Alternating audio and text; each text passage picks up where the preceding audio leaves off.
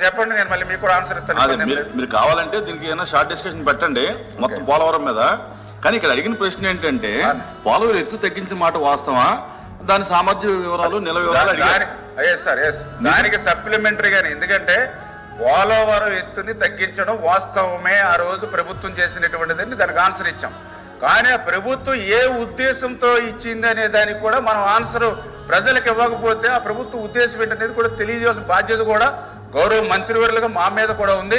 అంటే ఈ నిధుల మీద ఉన్నటువంటి శ్రద్ధ పోలవరం పూర్తవడంలో లేదనేటువంటి విషయానికి లాస్ట్ గవర్నమెంట్ చేసినటువంటి తప్పిదాలని ఈవేళ గౌరవ సభ ద్వారా ప్రజలకు తీసుకొచ్చేటువంటి విషయంలో చేస్తున్నారు అధ్యక్ష. అంటే ఎందుకంటే ఇది పోలవరం ప్రాజెక్టు పూర్తవుతాను. ఇప్పుడు మీరు కూడా మన గోదావరి జిల్లాకు సంబంధించినటువంటి సభ్యులు ఈ రోజు కూడా 13 లక్షలు 12 లక్షల క్యూసెక్కుల నీరు ఈవేళ వృధాగా సముద్రంలోకి పోతూ ఉంది. సముద్రంలోకి పోతే పర్లా, ఈ రోజు మన గ్రామాలన్నీ కూడా నీటిలో